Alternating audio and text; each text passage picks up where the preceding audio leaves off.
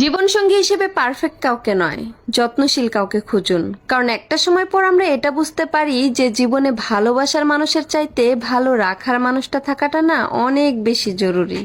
এখনকার বাচ্চারা ভাত না খাইতে চাইলে মায়েদের কাছে কত অপশন, চিকেন খাও, পিৎজা খাও, নুডলস খাও। আর আমাদের সময় দুইটা অপশন ছিল, হয় জুতার বাড়ি খাবি না হয় ভাত খাবি। আর আমরা দুইটাই খাইতাম।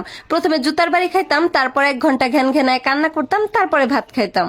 অনেকে মনে করে যে পুরুষ আটকায় সৌন্দর্যে, তাই যদি হতো তাহলে প্রিন্সেস ডায়নার স্বামী কখনোই অন্য নারীর দিকে আকৃষ্ট হতো না, কারণ সে ছিল বিশ্ব সুন্দরী।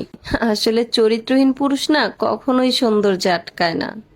জান, মেয়েরা বাবা গরিব হইলে সহ্য করতে পারে, কিন্তু স্বামী গরিব হইলে কেন সহ্য করতে পারে না?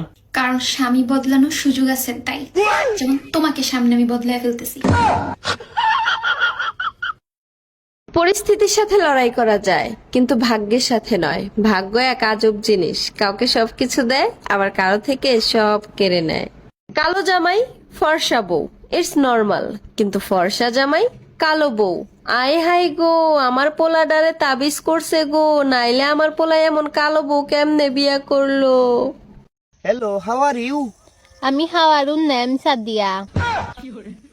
কোন ঠালোর লগে আমি সম্পর্ক লাগাই আর বেগে তো ইংলিশ বুঝে না, মনে হয় স্কুলের দাঁড়িয়ে মাগরিবর বাদেও একদিন গেছে না। আমার কোনটা কইরানি? না না, তোমারে কইয়ার না, কইয়ার তুমি কি সিঙ্গেল? না, আমি সিঙ্গেল নাই, আমরা 2 ভাই 2 বোন। আমি কই কিতার গে বুঝে কিতা এগুলোকে ফেম করিয়া তো দিকে আরো বিপদও পড়ি জুমবে। কই মান বদনা লুগাই বসিয়া একটা কই মারবো মাথার মাঝে বাড়ি। কি ঠালোর টাল দে কিতা বুঝাইতাম। কইয়ার আপনি কি রিলেশন করেন? জি না, আমি রিলেশন করি না, আমি স্কুলে পড়ি। গরু রাখালোর সুদা গো, তুমি একদম গরু রাখাল।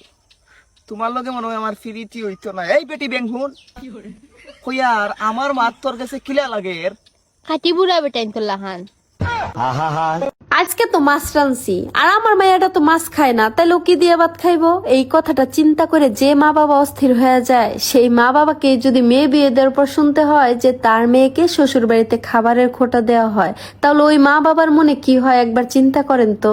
যেই পুরুষ নিজের স্ত্রীকে সবার সামনে অপমানিত হতে দেখেও চুপ থাকে, তাদেরকে বলছি, আরে ভাই, নিজের স্ত্রীর অপমান মানে তো তোমারই অপমান, কারণ স্ত্রী তো তোমারই অর্ধাঙ্গিনী, তোমার অর্ধেক। কামে থেকে আগুন লাগে। যে বিল্ডিং এ কাম করবার হয়েছিলাম ওই বিল্ডিং এ আগুন ধরছে। আগুন ধরে ব্যাগ লেবাররা পুইরা মরে গেছে, ঠিকাদার ও মরছে। তুমি বাস লাগে বাকুরে। আমি বিড়ি খাইবার নিগে অল্প বাইরে গেছিলাম, আর আয়া দিয়ে আগুন ধরে ব্যাগ কে পুইরা মরে গেছে গা। জায়গা ভিড়ির জন্য তাও জীবন বাঁচলো, তারপরে কি হলো? শুনলাম যারা যারা মরছে না তারপরে সরকার 1 কোটি করে টাকা দিব। তো কত গেছি বিড়ি খাস না, বিড়ি খাস না, আজকে তোর বিড়ি খাওয়ার জন্য আমি 1 কোটি টাকার মালিক হয়ে হলাম না।